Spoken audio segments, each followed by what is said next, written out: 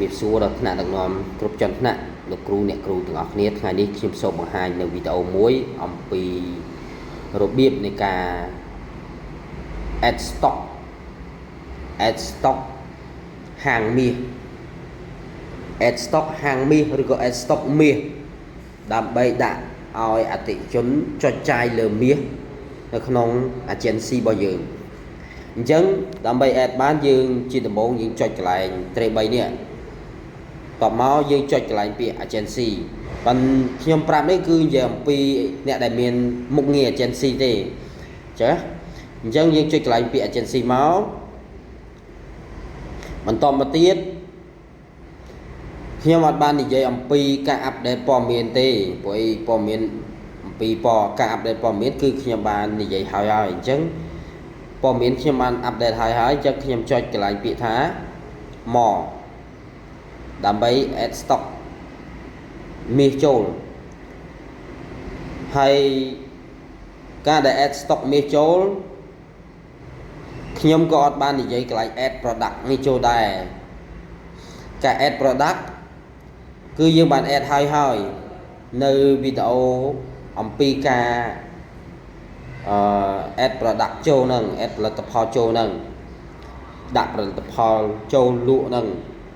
អាហ្នឹងខ្ញុំបានបង្ហាញហើយអញ្ចឹងខ្ញុំបង្ហាញនេះគឺបង្ហាញអំពីការ add stock បានន័យថាយកផលិតផលណាមួយដាក់លក់នៅក្នុង stock យ៉ា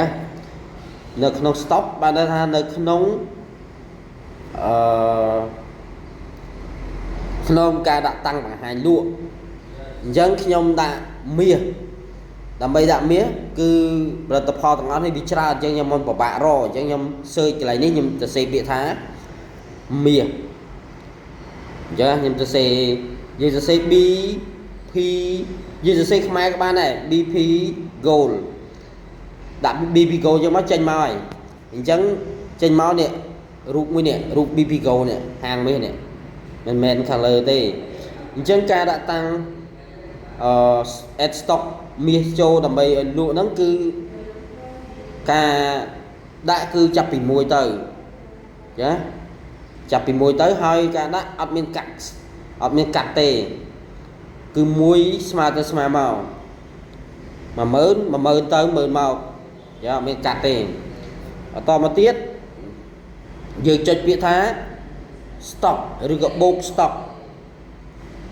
stock នៅក្នុងនេះគឺយើងដាក់កន្លែងប្រឡោះនេះរបស់ម្ដងទៀតកន្លែងប្រឡោះហ្នឹងយើងដាក់មកយើងចង់ដាក់ប្រមាណឥឡូវខ្ញុំដាក់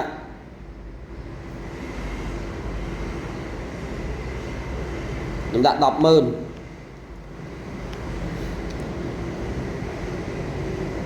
05 ដងដាក់ 100000 ដាក់ 100000 តមកទៀតខ្ញុំចុច confirm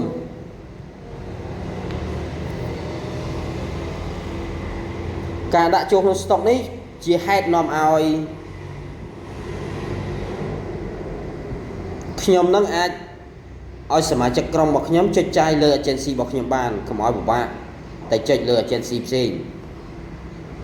អញ្ចឹងការចុចនៅលើ agency របស់យើងគឺធ្វើឲ្យអ្នកនោះចាយពេញមួយជីវិតចូលមកយើងពេញមួយជីវិតអូខេប៉ុណ្ណាកុំឲ្យខាតហើយខ្ញុំលើកទឹកចិត្តថ្នាក់ដឹកនាំគ្រប់គ្នាដែលមានសមាជិកក្រុមគួរតែ add stock ហាងមាសចូលដើម្បីឲ្យសមាជិករបស់ខ្លួនបានចុចចាយទៅលើមាសនៅលើ agency របស់ខ្លួនងាយស្រួលក្នុងការដឹកនាំក្រុមបាទអរគុណប៉ុណ្្នឹងឯង